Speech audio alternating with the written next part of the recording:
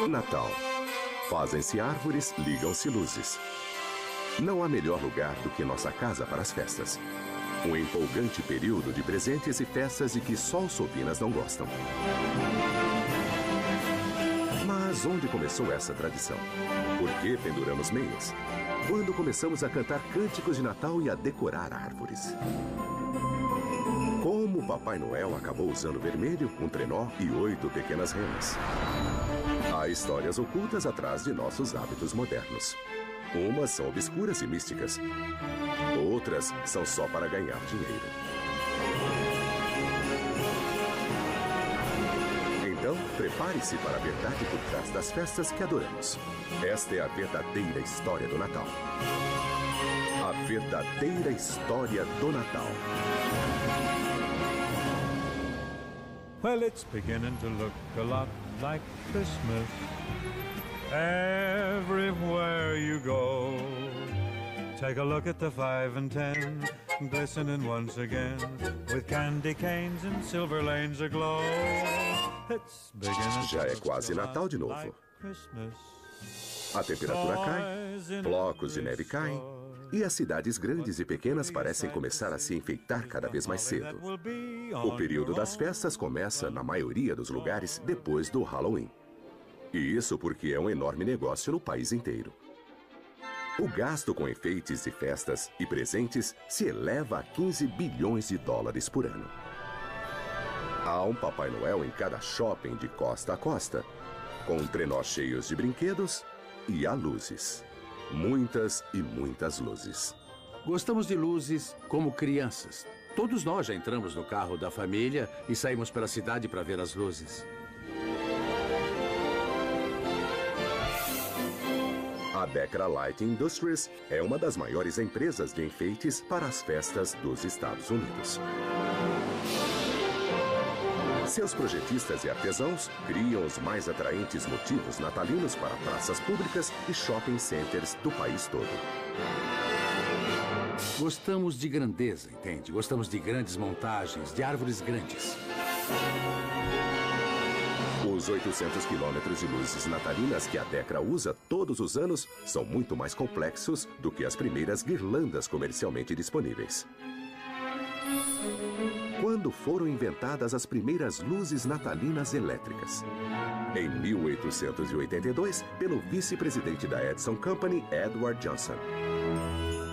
Depois, a General Electric ofereceu cordões com 24 lâmpadas a 12 dólares, o que são 280 dólares de hoje. Essa ideia luminosa costuma ser atribuída a um funcionário da empresa telefônica da Nova Inglaterra. A inspiração veio do trabalho dele, na companhia telefônica, e foram as pequenas lâmpadas dos painéis telefônicos primitivos. Isso deu a ele a ideia do que hoje chamamos luzes natalinas. Como a origem das luzes natalinas elétricas, a história de muitas de nossas tradições para as festas faz parte de uma obscura, mas verdadeira história do Natal. Essa é a razão por que fazemos as coisas estranhas que fazemos a cada mês de dezembro. Por exemplo, cortar uma árvore e colocá-la em nossas salas. Mais de 30 milhões de nós farão isso antes de 25 de dezembro. Mas por quê? A base disso está numa história que acontecia há mais de 2000 anos, uma celebração anual praticada pelos antigos povos do norte da Europa. Todo dezembro, no dia mais curto do ano, acontece o solstício de inverno.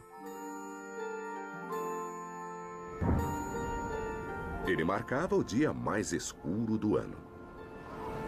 Mas marcava também a promessa de dias mais longos, e essa era a causa da celebração.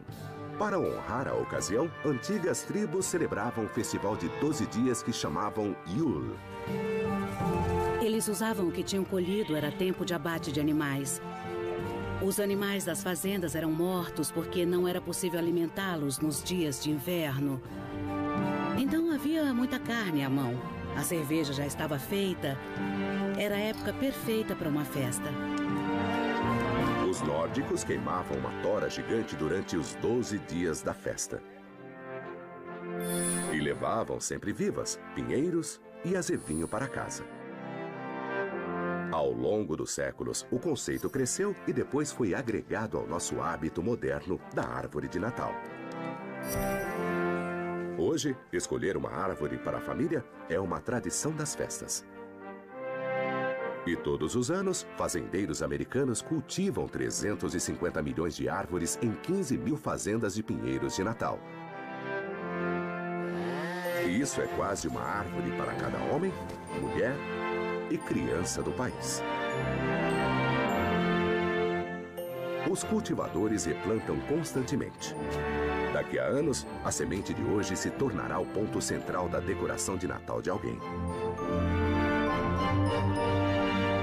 A coisa mais bonita que já ouvi um cliente dizer foi sobre o pinheiro balsâmico. Quando você abre a porta, ao voltar para casa do trabalho, você sente o perfume da árvore. E esse perfume é o que faz o Natal.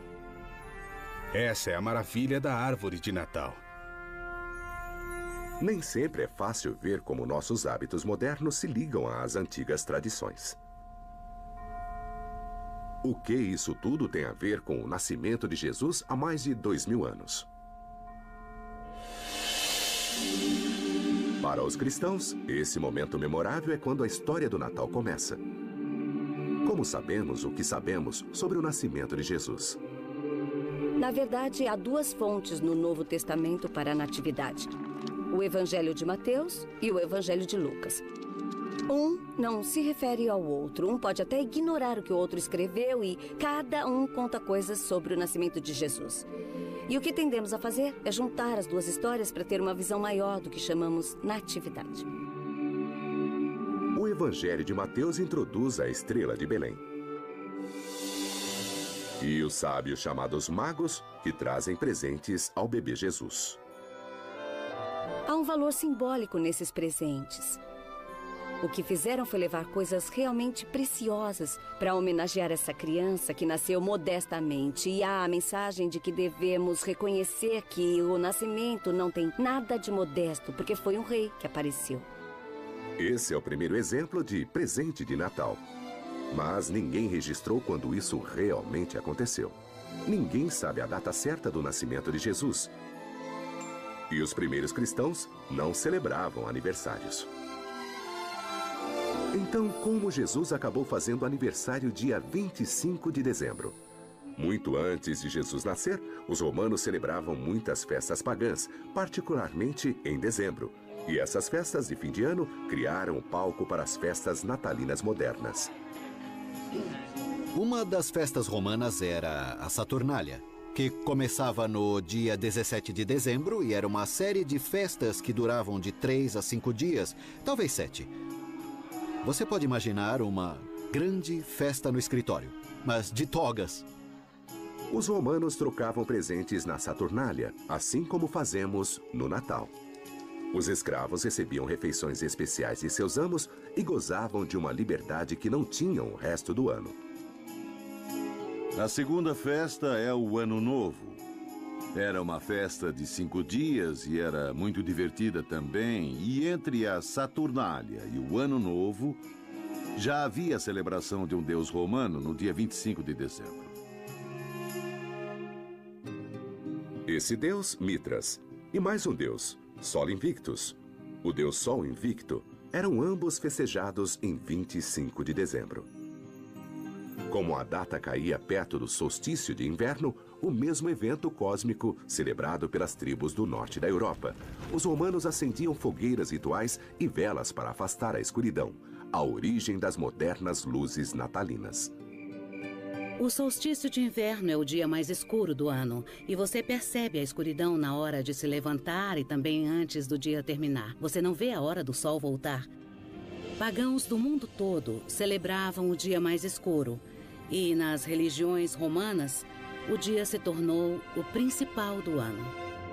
Depois que o cristianismo se tornou a religião oficial de Roma no século IV, os líderes preferiram absorver a tradição pagã a colocá-la fora da lei. Foi aí que a igreja decidiu celebrar o nascimento de Jesus e escolheu um dia perto do solstício de inverno, 25 de dezembro.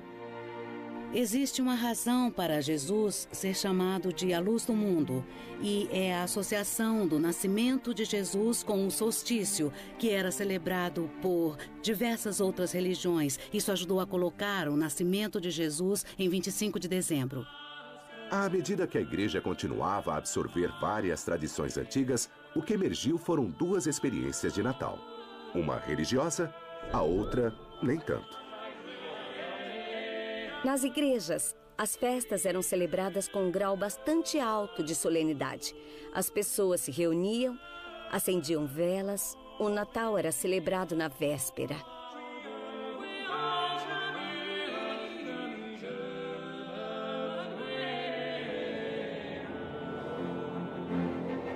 Mas fora da igreja, nas casas particulares e na praça da cidade, o Natal mais parecia uma festa pública de bêbados.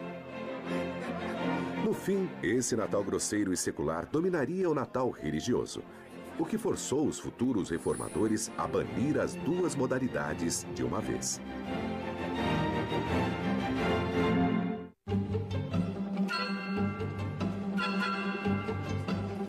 Luzes e enfeites podem ser o principal aparato de nosso Natal moderno. Mas para as crianças, a única necessidade real é um velhote alegre e barbado, numa roupa vermelha. Ho, ho, ho, ho! 20 milhões de crianças visitam Papai Noel todos os anos, incluindo vários milhares na cidade do Papai Noel. Um parque temático de Natal no New Hampshire, onde as crianças também podem mimar uma autêntica rena. Os machos chegam a 150 ou 180 quilos. É quando as crianças entram no celeiro, ficam, admiradas. Ninguém acredita que sejam tão grandes e depois dão a eles biscoito, ou cenouras, ou maçãs. É uma coisa realmente incrível. E essas renas realmente voam, mas só na véspera de Natal. Antigos foliões teriam dificuldade de reconhecer o Natal moderno. Mas se você acha que as festas há séculos eram um idílico período de paz, reconsidere. O Natal era mundano, desregrado e divertido. Na Alta Idade Média, entre 1400 e 1500, as festas de Natal só se espalharam. Reis falavam de como davam grandes festas de Natal, dar presentes ficou muito popular e a tradição das luzes e de queimar um tronco ganhou muita popularidade. Mas o Natal também era um dia solene na igreja, passado em oração. E todos esses natais religiosos e seculares tinham suas próprias músicas, assim como temos hoje. Nas igrejas haviam sinos, música sacra, e ela era cantada em latim. E gradualmente se viu o desenvolvimento no século XII dos cânticos de Natal. Esses eram cantados em idioma local e não em latim, em linguagem que todos entendiam. Qualquer um podia apreciar as músicas. As pessoas podiam cantar junto. E logo virou tradição não cantar essas músicas só na igreja. Mas os natais medievais não tinham só cantos. Havia muita bebida e os foliões imploravam de porta em porta um gole da bebida local, embebedando-se a cada nota que cantavam. Então, o Natal parecia qualquer coisa. Menos uma festa solene, uma festa orientada para os relatos bíblicos. Parecia outra coisa. Aliás, francamente, parecia o que sempre foi. Uma espécie de festival de celebração e farra. No século XVII, os reformistas religiosos estavam perdendo a paciência com as tradições cristãs mais desbragadas. Resolveram que as festas eram simplesmente excessivas e decidiram banir o Natal de uma vez. Mas como o Natal poderia virar ilegal? Houve uma espécie de retrocesso contra o Natal. Entre grupos protestantes era visível o desejo de não celebrar o Natal, ou repúdio ao Natal como uma invenção católica, realmente algo que a Igreja Católica deixou acontecer. Na Inglaterra, o Natal foi banido de vez, mas foi por pouco tempo. Em poucos anos, uma visão mais restrita das festas estaria de volta. Mas o Natal também teria suas dificuldades no Novo Mundo, no início do século XVII. Devotos colonizadores ingleses viam as festas com maus olhos, e quando colonizadores europeus vieram à América, a recém-formada colônia de Massachusetts não quis saber da festa e em 1659 também baniu o Natal. Os puritanos da Nova Inglaterra sabiam muito bem da origem pagã da celebração do solstício de inverno e quiseram evitar qualquer associação com isso. Um puritano comentou que o Natal era o naufrágio da castidade. E outro, em Boston, disse que o homem desonrava mais a Cristo nos 12 dias das festas do que nos outros 12 meses do ano.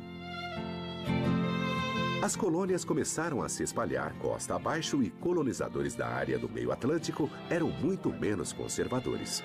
Em meados do século XVIII, esses colonizadores tinham adotado muitas tradições de Natal da Europa. Mas muita gente mantinha viva a antiga atitude de festa desbragada.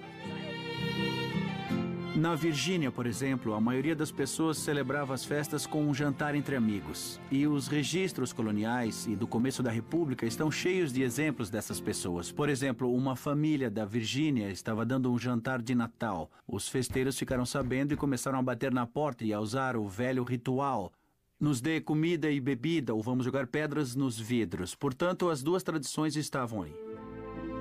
Com o tempo, a América amadureceu e também os costumes de Natal, quando os ricos lançaram uma cruzada contra os excessos do Natal.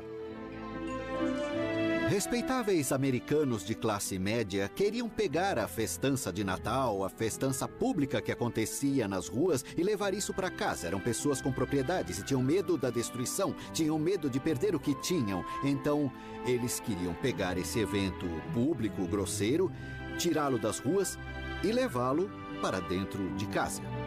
Além de colocar o foco do Natal na família, em uma reunião particular que aconteceria em casa. Esse esforço foi mais deliberado e muito bem sucedido na progressista cidade de Nova York. Seus fundadores, os holandeses, adotaram de seu velho mundo o hábito de natais caseiros. E um nova-iorquino, professor universitário com dotes poéticos. Mudaria a face do Natal para sempre.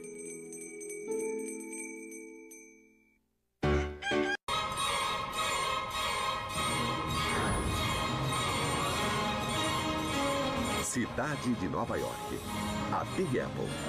A cidade que nunca dorme. A terra natal do Natal? Isso mesmo, a cidade de Nova York moldou o Natal moderno e secular que celebramos hoje, mais do que qualquer outra cidade do mundo.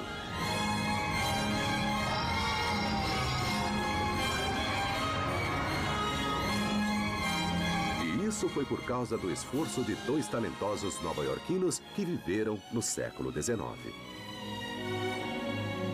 Eles reinventaram os costumes de Natal do velho mundo para criar nossas modernas festas americanas e ajudariam a moldar a imagem do bom e velho Papai Noel. A Nova York que eles conheceram era a grande metrópole da América, uma cidade no ritmo da Revolução Industrial que estava transformando a América da noite para o dia. Nova York nos anos 1800 era uma cidade que vivia na mudança. A população explodia. Havia novas indústrias, havia novas lojas que cresceram muito e que deram os fundamentos do que se tornou a comercialização do Natal. Mas ela não era só uma cidade atenta às mudanças. Era também uma cidade atenta a novas ideias. Clement Clark Moore, um professor nova-iorquino de literatura grega e oriental, teve uma ideia que mudaria o Natal para sempre. Em 1822, ele escreveu um poema de 56 linhas que se chamava A Visita de São Nicolau, hoje mais conhecido como A Véspera de Natal.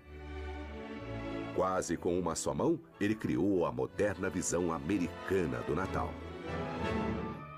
O que há de interessante no poema de Moore é que ele refinou várias tradições no começo do século XIX. Juntou todas elas e acrescentou uma própria, de sua imaginação.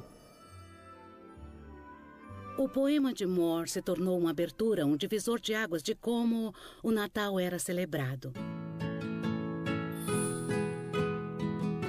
O assunto de Moore era o Papai Noel como o conhecemos hoje. Ele se inspirou em duas figuras lendárias do Velho Mundo.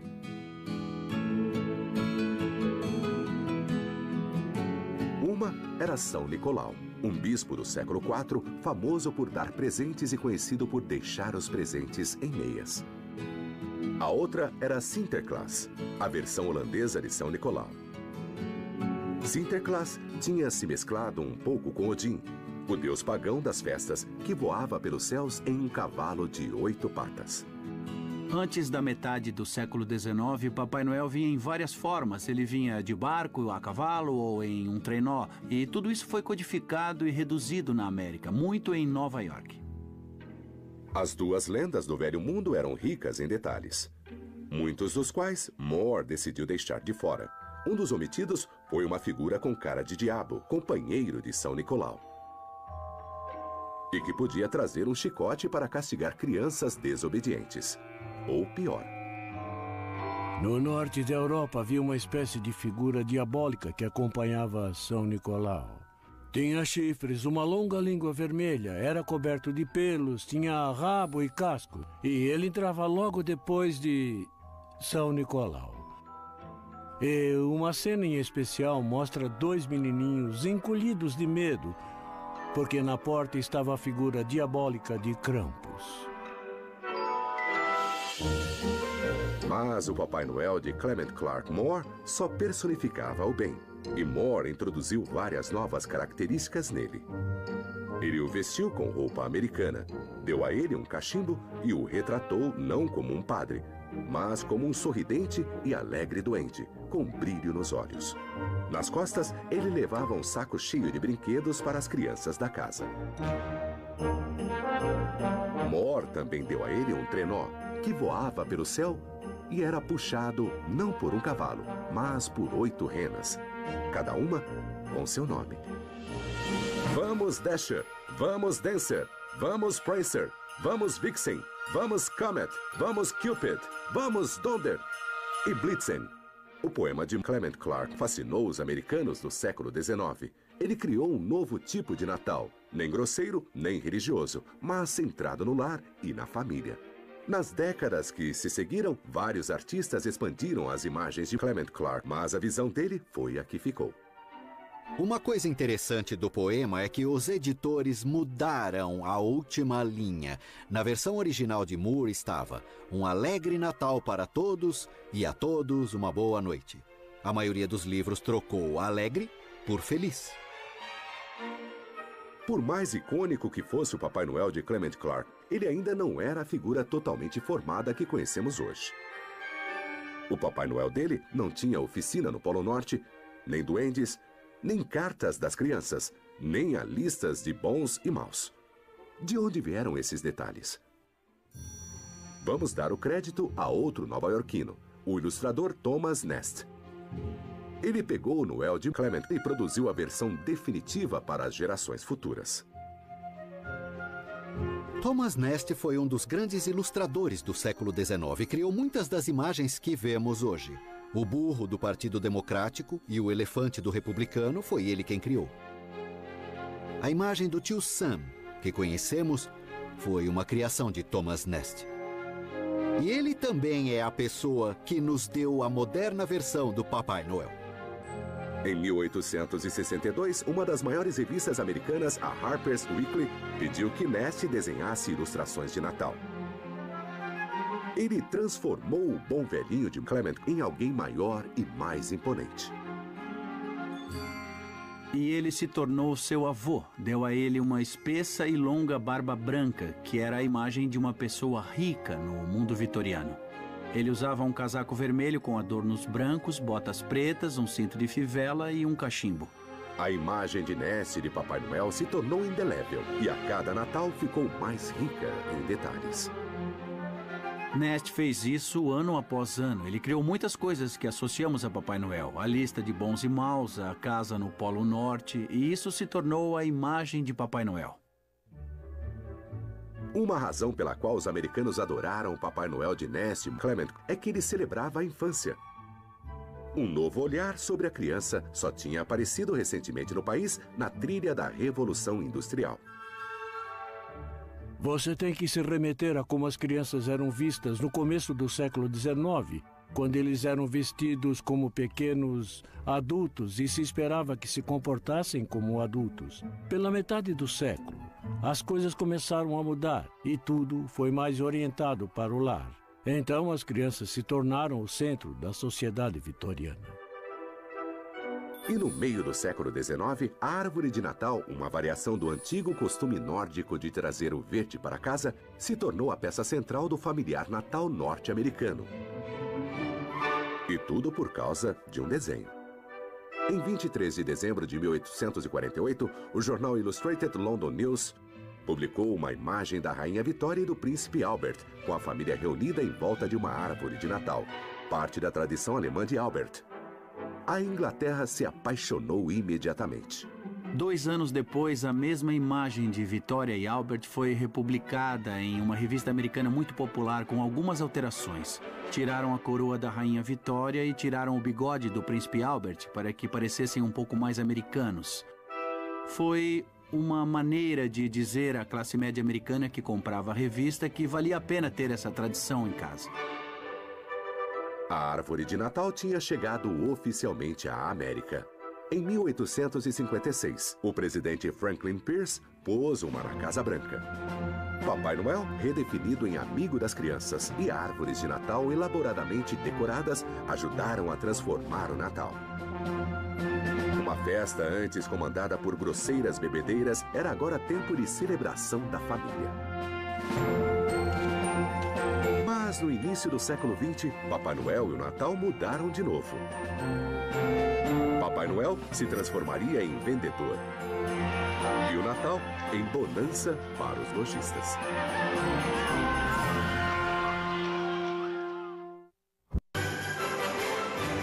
Para 79 milhões de compradores, a temporada de Natal começa no dia seguinte ao de Ação de Graças, quando é dado o sinal dos varejistas para a chamada Sexta-feira Negra. Sabe-se que a Sexta-feira Negra é o dia do ano em que mais se vende, mas de fato, isso é um mito. O dia em que mais se vende varia muito, mas costuma ser mais próximo do Natal, em meados de dezembro. Por isso, os shoppings se enfeitam, eles se preparam para o Natal. Além de ser atencioso e caloroso e solícito para com o próximo, também é hora de pensar em comprar presentes. Mas como o Natal ficou tão comercial? E como toleramos e até celebramos isso? Já em meados do século XIX, o Natal tinha influenciado lojas e armazéns que comercializavam as festas para o consumidor. Com papel de embrulho especial, cartões de Natal, enfeites e principalmente brinquedos. Era a época da Revolução Industrial, cuja marca foi criar inúmeras coisas baratas e criar uma classe média que tinha dinheiro e queria comprar essas coisas. Então não é difícil ver por que Papai Noel foi adotado pelos lojistas. A primeira vez que uma loja de departamentos usou Papai Noel para vender bens foi na década de 1840. Papai Noel apareceu na propaganda de uma loja de departamentos como uma ilustração parecida ao São Nicolau holandês. Um velhinho que descia por uma chaminé. E de 1874 em diante, apareceram inúmeras companhias que usaram Papai Noel como vendedor. Muitas imagens estranhas, como saindo de uma chaminé ou vendendo carvão, por exemplo. Ou vendendo sapato ou qualquer coisa. Ele é um vendedor quase desde sempre na América. Com o passar do tempo, Noel passou a vender mais do que produtos. Ele vendia o próprio Natal e a suave nostalgia que ele invocava. Durante 2 guerras mundiais, Noel lembrou aos soldados pelo que estavam lutando e ajudou na caridade aos desfavorecidos. Noel vendeu a própria ideia de Natal como um tempo de paz e boa vontade entre os homens. E em 1940, o papel de Papai Noel como ícone da propaganda deu a ele uma aparência padrão. O pintor Norman Rockwell reinterpretou a roupa vermelha e a barba branca do Noel de Thomas Nast e o trouxe para o século XX. As capas de revistas de Rockwell e cartões de boas festas mostravam o Papai Noel grande e bonachão. E outros seguiram o caminho de Rockwell. As lojas de departamento começaram a padronizar Papai Noel. A começar, ele ficou de vermelho e branco quase sempre. Isso ajudou a fixar a imagem, a torná-lo mais jovial, mais suave, mais agradável para a família. Em 1939, enquanto ilustrações como as de Rockwell melhoravam a aparência de Noel, o agente publicitário Robert May criava um novo ícone para as festas, uma rena de nariz vermelho chamada Rudolph. Rudolph foi criado para a loja de departamentos Montgomery Ward de Chicago. Eles queriam criar uma espécie de folheto, um brinde de Natal, digamos. Ele escreveu um panfleto com 38 páginas em verso sobre uma rena triste que ele chamou Rena de Nariz Vermelho, mas acharam que ela devia ter um nome melhor e virou Rudolph. Foi um sucesso. Em 1949, o cunhado de May, o compositor Johnny Marks, pôs Rudolph em música. Ele escreveu a canção e a deu a Gene Autry, que não gostou nada da música e que não queria gravá-la. Mas a mulher de Gene Autry disse: a música é boa, você deve gravar. Rudolph the red-nosed reindeer had a very shiny nose, and if you ever saw it, you would even say it glows. No fim, Autry concordou em gravar a música, mas só como lado B de um de seus discos. Lado B ou não, Rudolph se tornou o maior sucesso da carreira de Autry. Cantada por milhões há 60 anos, a história da ex-esquiva rena entrou para a história. É o perfeito exemplo de alguém que não era popular, que depois de só receber gozação das pessoas, acaba como herói. Não é isso que todos queremos?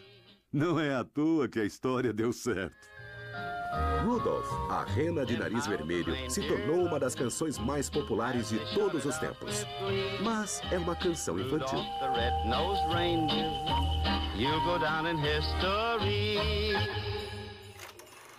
Outra canção natalina destinada à imortalidade, mais ou menos da mesma época, mas destinada aos adultos, foi escrita por Irving Berlin e cantada por Bing Crosby. E é o maior de todos os sucessos, White Christmas. White Christmas é uma canção escrita para um filme de 1942, 2 Semanas de Prazer. Era estrelado por Bing Crosby, era uma espécie de corrida pelos feriados americanos, e o Natal era um deles.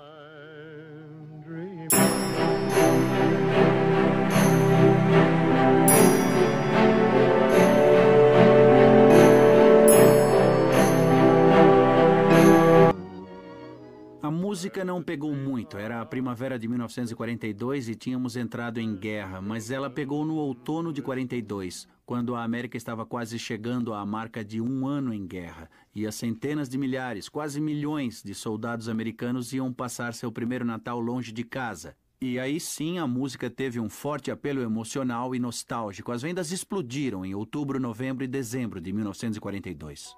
White Christmas é um dos mais bem-sucedidos discos de todos os tempos, e isso há mais de 50 anos. Os valores simples que a música contém, os valores do Natal, eram o grande desejo dos soldados na América do pós-guerra. Em 1946, eles acharam esses valores no clássico dos clássicos de todos os filmes de Natal. A felicidade não se compra. A Felicidade Não Se Compra começou como uma história curta chamada O Maior Presente, de Philip Van Doren Stern. A história acabou nas mãos de Frank Capra, que tinha acabado de voltar da guerra, onde ele tinha feito uma série de filmes de propaganda para o exército americano. O diretor vencedor do Oscar produziu uma obra-prima sentimental sobre George Bailey, um homem que vê como o mundo seria se ele não tivesse nascido. É um filme yin-yang, entende? O yin é Bedford Falls. Isso foi de graça. E o yang é Pottersville, e você vê o outro lado das pessoas e o que elas poderiam ter sido. Mãe? Mãe? O que você quer? Mãe, sou George. Achei que se lembraria de mim. Anos depois de ser lançado, A Felicidade Não Se Compra foi redescoberto pelas gerações mais jovens na televisão. Exibido mais e mais a cada ano, ele acabou se tornando mais um hábito querido das festas, indicando o reconforto dos rituais e das tradições. Ao meu irmão George, o homem mais rico da cidade. O grande sucesso de A Felicidade Não Se Compra provou que o Natal e a televisão eram uma poderosa combinação. Nos anos 1960, os animadores produziriam especiais destinados a se tornar tradições.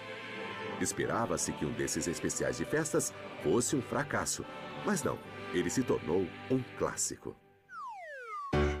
Ela entrou para a história com o nome de Revolta dos Malês, porque assim eram chamados os escravos muçulmanos que organizaram um levante em Salvador no começo de 1835. A expressão malê vem da palavra iorubá imalê, que significa justamente muçulmano. Os malês que viviam na Bahia eram escravos que praticavam a religião islâmica e a maioria deles tinha vindo da Nigéria, pertencente ao grupo Nagô. A revolta eclodiu em 25 de janeiro de 1835, um domingo. Ela envolveu cerca de 600 homens, número que, conforme o historiador João José dos Reis, o maior especialista nesse conflito, equivaleria a cerca de 24 mil pessoas nos dias de hoje. Os revoltosos saíram do Porto da Barra em direção ao centro de Salvador.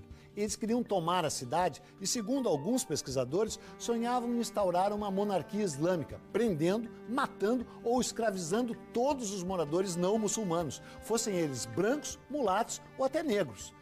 Mas o levante durou apenas 2 dias e as forças militares logo conseguiram prender mais de 300 rebeldes. Muitos foram condenados aos trabalhos forçados, ao exílio ou às chibatadas. 16 líderes receberam a pena de morte, mas no fim, apenas 4 foram mesmo executados. O fuzilamento se deu no dia 14 de maio de 1835 e pôs fim a uma das mais impressionantes revoltas de escravos já ocorridas no país. Na escola, em geral, nos ensinam que a história do Brasil sempre foi mansa e pacífica e que somos uma nação construída por homens cordiais. Mas a revolta dos malês mostra que a trajetória do país é repleta de sangue e suor, de som e fúria. Como, aliás, é a história do mundo. Uma história humana, humana até demais. Fique ligado.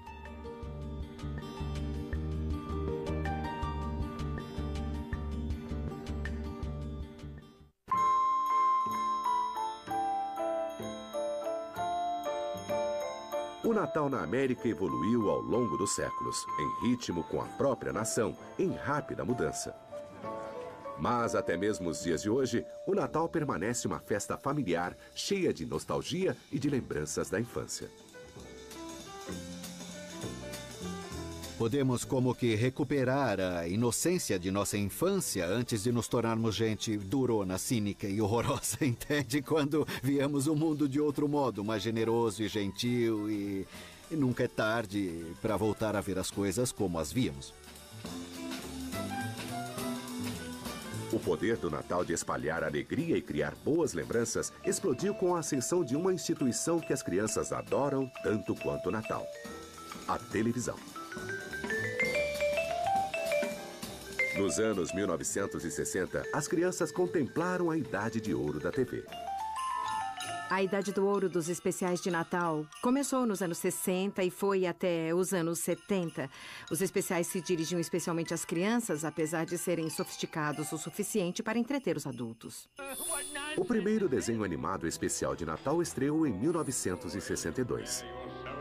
O Conto de Natal de Mr. Magoo, uma adaptação da grande história de Charles Dickens.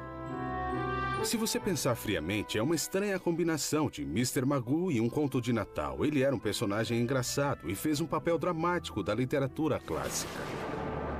O Natal é uma enganação!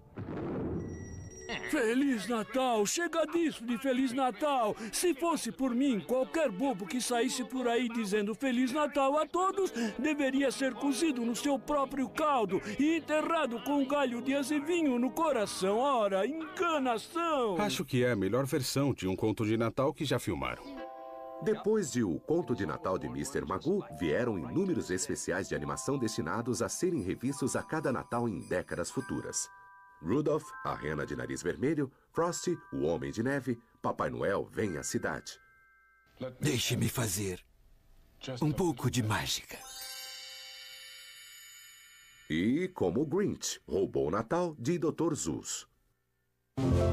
Mas em 1965, um especial estrelado por um menino de cabeça redonda que procurava o sentido do Natal superou a todos. Em 1965, recebemos uma chamada da agência de propaganda McCarrickson, que representava a Coca-Cola. Disseram: "Você e o Sr. Schultz já pensaram em fazer um filme de Natal com Charlie Brown?" Eu menti e disse: "Com certeza." Chamei Spark, nosso apelido para o Sr. Schultz, e disse: "Acho que acabei de vender o Natal de Charlie Brown." E ele disse: "O que é isso?" Respondi: "É o que você vai escrever amanhã."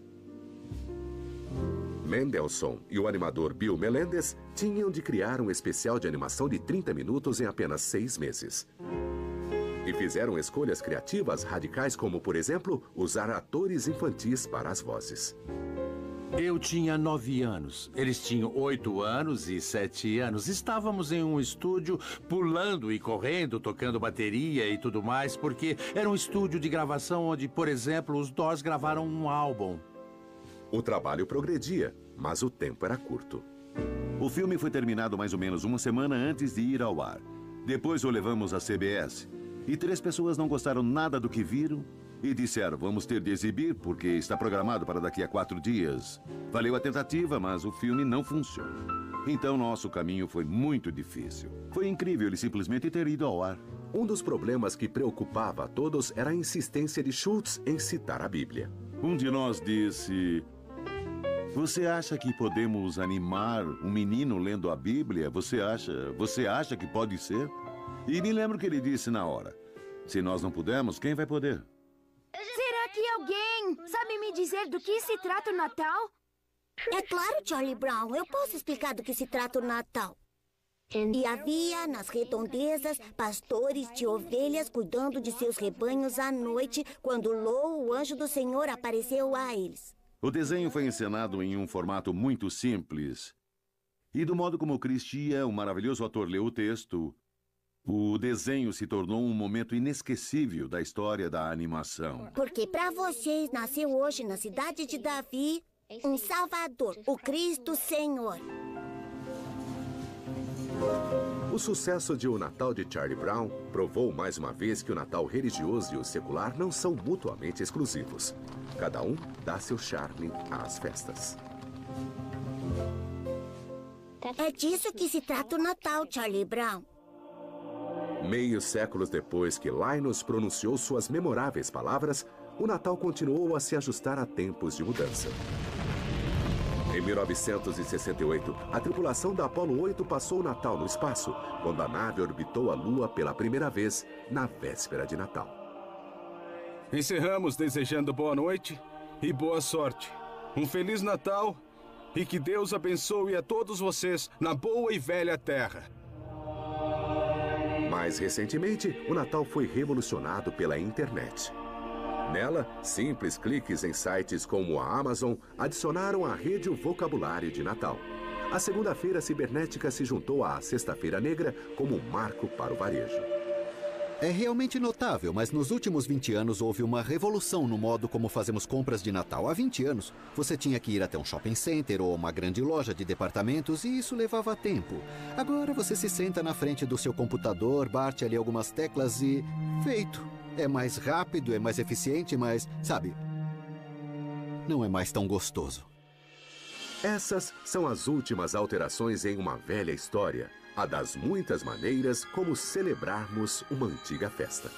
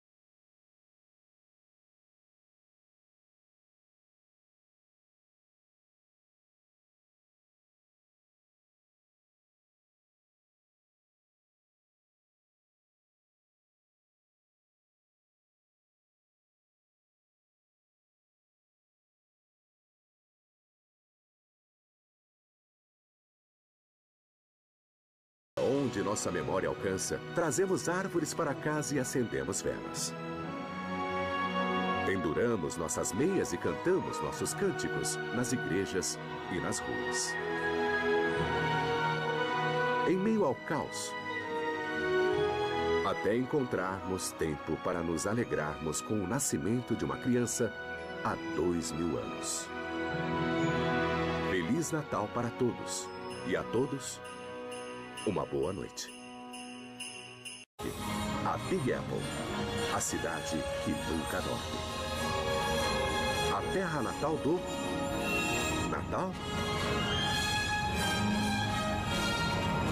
Isso mesmo, a cidade de Nova York moldou o Natal. O Natal moderno e secular que celebramos hoje, mais do que qualquer outra cidade do mundo.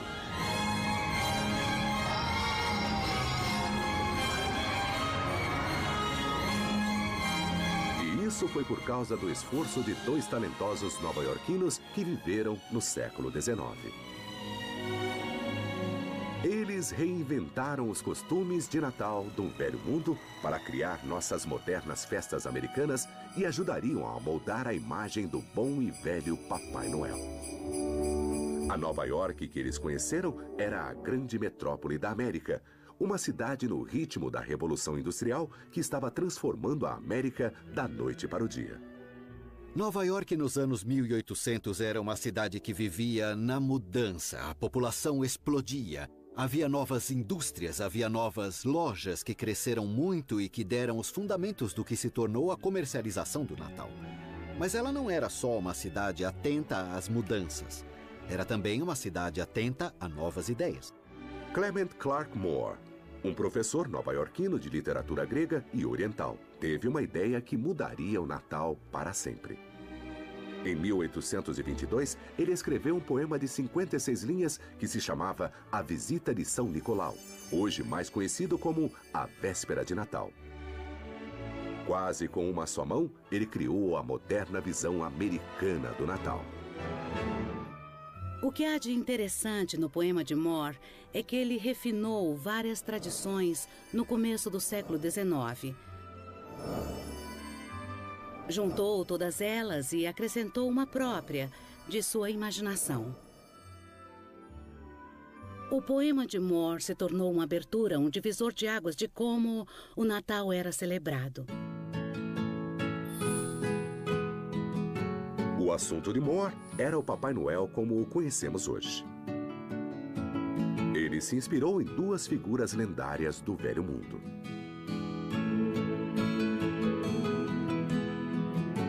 Uma era São Nicolau, um bispo do século IV, famoso por dar presentes e conhecido por deixar os presentes em meias. A outra era Sinterklaas, a versão holandesa de São Nicolau. Sinterklaas tinha se mesclado um pouco com Odin, o deus pagão das festas, que voava pelos céus em um cavalo de 8 patas. Antes da metade do século XIX, Papai Noel vinha em várias formas. Ele vinha de barco, a cavalo ou em um trenó. E tudo isso foi codificado e reduzido na América, muito em Nova York. As 2 lendas do Velho Mundo eram ricas em detalhes, muitos dos quais Moore decidiu deixar de fora. Um dos omitidos foi uma figura com cara de diabo, companheiro de São Nicolau, e que podia trazer um chicote para castigar crianças desobedientes. Ou pior. No norte da Europa havia uma espécie de figura diabólica que acompanhava São Nicolau. Tinha chifres, uma longa língua vermelha, era coberto de pelos, tinha rabo e casco. E ele entrava logo depois de São Nicolau. E uma cena em especial mostra 2 menininhos encolhidos de medo, porque na porta estava a figura diabólica de Krampus. Mas o Papai Noel de Clement Clark Moore só personificava o bem, e Moore introduziu várias novas características nele. Ele o vestiu com roupa americana, deu a ele um cachimbo e o retratou não como um padre, mas como um sorridente e alegre doente, com brilho nos olhos. Nas costas, ele levava um saco cheio de brinquedos para as crianças da casa. Local e não em latim, em linguagem que todos entendiam. Qualquer um podia apreciar as músicas. As pessoas podiam cantar junto. E logo virou tradição não cantar essas músicas só na igreja. Mas os natais medievais não tinham só cantos. Havia muita bebida e os foliões imploravam de porta em porta um gole da bebida local, embebedando-se a cada nota que cantavam. Então, o Natal parecia qualquer coisa. Menos uma festa solene, uma festa orientada para os relatos bíblicos. Parecia outra coisa. Aliás, francamente, parecia o que sempre foi. Uma espécie de festival de celebração e farra. No século XVII, os reformistas religiosos estavam perdendo a paciência com as tradições cristãs mais desbragadas. Resolveram que as festas eram simplesmente excessivas e decidiram banir o Natal de uma vez. Mas como o Natal poderia virar ilegal? Houve uma espécie de retrocesso contra o Natal. Entre grupos protestantes era visível o desejo de não celebrar o Natal, ou repúdio ao Natal como uma invenção católica, realmente algo que a Igreja Católica deixou acontecer. Na Inglaterra, o Natal foi banido de vez, mas foi por pouco tempo. Em poucos anos, uma visão mais restrita das festas estaria de volta. Mas o Natal também teria suas dificuldades no Novo Mundo, no início do século XVII. Devotos colonizadores ingleses viam as festas com maus olhos, e quando colonizadores europeus vieram à América, a recém-formada colônia de Massachusetts não quis saber da festa e, em 1659, também baniu o Natal. Os puritanos da Nova Inglaterra sabiam muito bem da origem pagã da celebração do solstício de inverno e quiseram evitar qualquer associação com isso. Um puritano comentou que o Natal era o naufrágio da castidade. E outro, em Boston, disse que o homem desonrava mais a Cristo nos 12 dias das festas do que nos outros 12 meses do ano. As colônias começaram a se espalhar costa abaixo e colonizadores da área do meio Atlântico eram muito menos conservadores. Em meados do século XVIII, esses colonizadores tinham adotado muitas tradições de Natal da Europa. Mas muita gente mantinha viva a antiga atitude de festa desbragada. Na Virgínia, por exemplo, a maioria das pessoas celebrava as festas com um jantar entre amigos. E os registros coloniais e do começo da República estão cheios de exemplos dessas pessoas. Por exemplo, uma família da Virgínia estava dando um jantar de Natal. Os festeiros ficaram sabendo e começaram a bater na porta e a usar o velho ritual: nos dê comida e bebida, ou vamos jogar pedras nos vidros. Portanto, as duas tradições estavam aí. Com o tempo, a América amadureceu e também os costumes de Natal, quando os ricos lançaram uma cruzada contra os excessos do Natal. Respeitáveis americanos de classe média queriam pegar a festança de Natal, a festança pública que acontecia nas ruas, e levar isso para casa. Eram pessoas com propriedades e tinham medo da destruição, tinham medo de perder o que tinham. Então, eles queriam pegar esse evento público, grosseiro, tirá-lo das ruas e levá-lo para dentro de casa. Além de colocar o foco do Natal na família, em uma reunião particular que aconteceria em casa. Esse esforço foi mais deliberado e muito bem sucedido na progressista cidade de Nova York. Seus fundadores, os holandeses, adotaram de seu velho mundo o hábito de natais caseiros. E um nova-iorquino, professor universitário com dotes poéticos. Mudaria a face do Natal para sempre.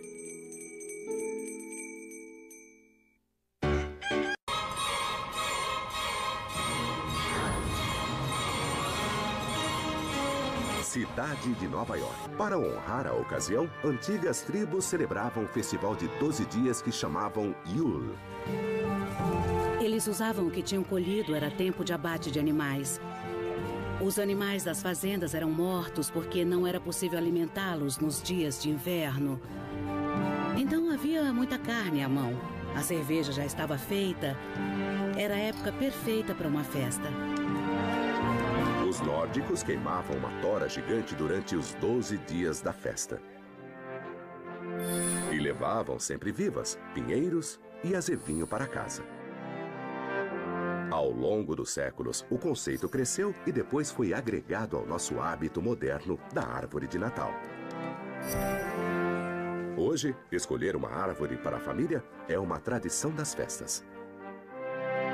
E todos os anos, fazendeiros americanos cultivam 350 milhões de árvores em 15 mil fazendas de pinheiros de Natal.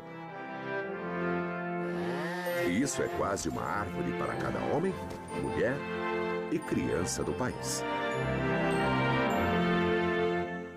Os cultivadores replantam constantemente. Daqui a anos, a semente de hoje se tornará o ponto central da decoração de Natal de alguém. A coisa mais bonita que já ouvi um cliente dizer foi sobre o pinheiro balsâmico. Quando você abre a porta, ao voltar para casa do trabalho, você sente o perfume da árvore. E esse perfume é o que faz o Natal. Essa é a maravilha da árvore de Natal. Nem sempre é fácil ver como nossos hábitos modernos se ligam às antigas tradições. O que isso tudo tem a ver com o nascimento de Jesus há mais de 2000 anos? Para os cristãos, esse momento memorável é quando a história do Natal começa. Como sabemos o que sabemos sobre o nascimento de Jesus? Na verdade, há duas fontes no Novo Testamento para a Natividade: o Evangelho de Mateus e o Evangelho de Lucas. Um não se refere ao outro. Um pode até ignorar o que o outro escreveu e cada um conta coisas sobre o nascimento de Jesus. E o que tendemos a fazer é juntar as duas histórias para ter uma visão maior do que chamamos natividade. O Evangelho de Mateus introduz a estrela de Belém. E os sábios chamados magos, que trazem presentes ao bebê Jesus. Há um valor simbólico nesses presentes. O que fizeram foi levar coisas realmente preciosas para homenagear essa criança que nasceu modestamente. E há a mensagem de que devemos reconhecer que o nascimento não tem nada de modesto, porque foi um rei que apareceu. Esse é o primeiro exemplo de presente de Natal. Mas ninguém registrou quando isso realmente aconteceu. Ninguém sabe a data certa do nascimento de Jesus. E os primeiros cristãos não celebravam aniversários. Então, como Jesus acabou fazendo aniversário dia 25 de dezembro? Muito antes de Jesus nascer, os romanos celebravam muitas festas pagãs, particularmente em dezembro. E essas festas de fim de ano criaram o palco para as festas natalinas modernas. Uma das festas romanas era a Saturnália, que começava no dia 17 de dezembro e era uma série de festas que duravam de 3 a 5 dias, talvez 7. Você pode imaginar uma grande festa no escritório, mas de togas. Os romanos trocavam presentes na Saturnália, assim como fazemos no Natal. Os escravos recebiam refeições especiais de seus amos e gozavam de uma liberdade que não tinham o resto do ano. A segunda festa é o Ano Novo. Era uma festa de 5 dias e era muito divertida também. E entre a Saturnália e o Ano Novo, já havia a celebração de um deus romano no dia 25 de dezembro.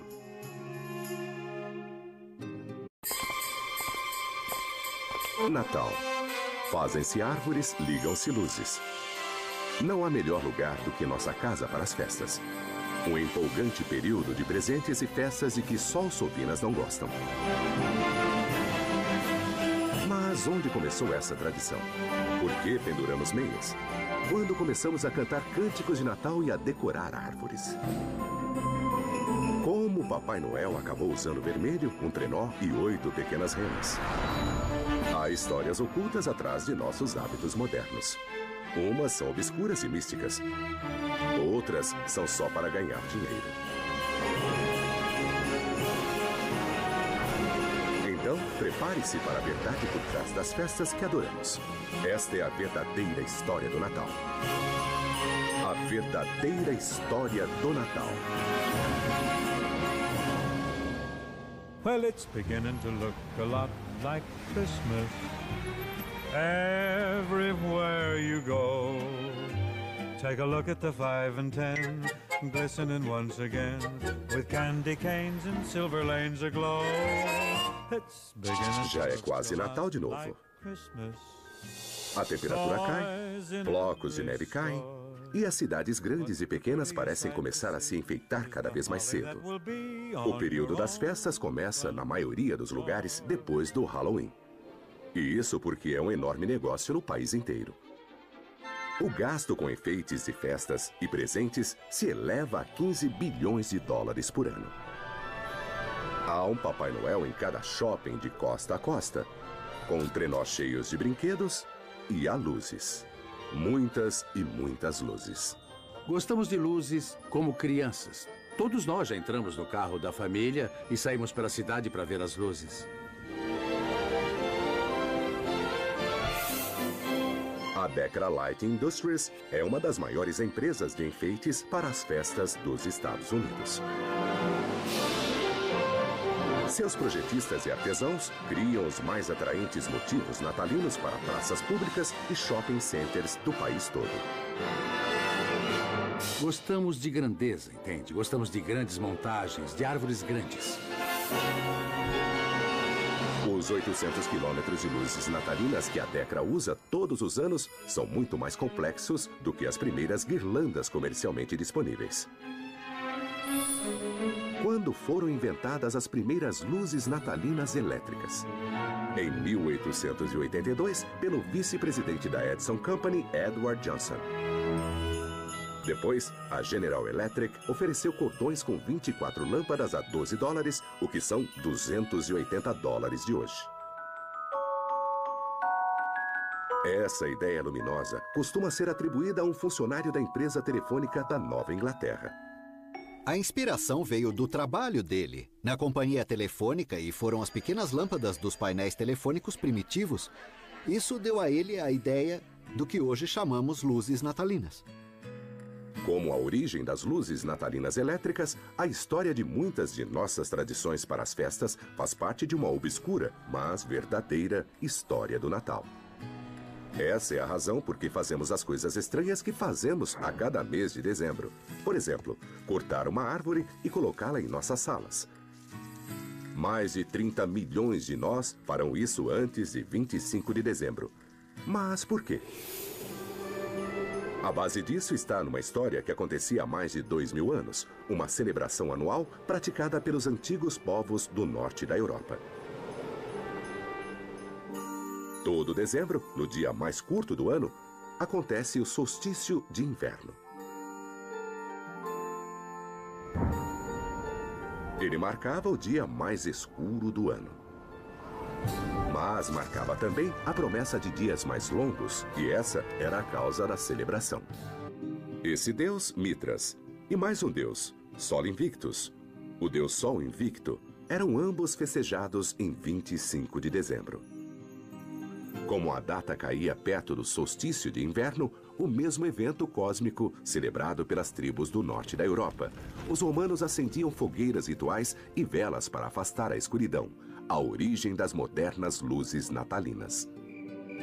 O solstício de inverno é o dia mais escuro do ano, e você percebe a escuridão na hora de se levantar e também antes do dia terminar. Você não vê a hora do sol voltar.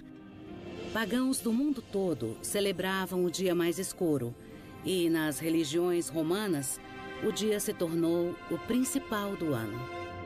Depois que o cristianismo se tornou a religião oficial de Roma no século IV, os líderes preferiram absorver a tradição pagã a colocá-la fora da lei.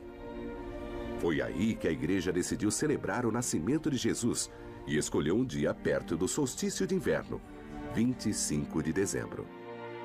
Existe uma razão para Jesus ser chamado de a luz do mundo, e é a associação do nascimento de Jesus com o solstício, que era celebrado por diversas outras religiões. Isso ajudou a colocar o nascimento de Jesus em 25 de dezembro. À medida que a igreja continuava a absorver várias tradições antigas, o que emergiu foram duas experiências de Natal. Uma religiosa, a outra nem tanto. Nas igrejas, as festas eram celebradas com um grau bastante alto de solenidade. As pessoas se reuniam, acendiam velas. O Natal era celebrado na véspera.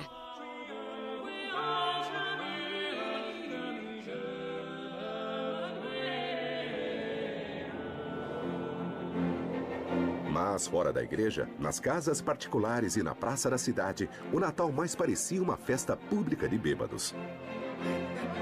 No fim, esse Natal grosseiro e secular dominaria o Natal religioso, o que forçou os futuros reformadores a banir as duas modalidades de uma vez.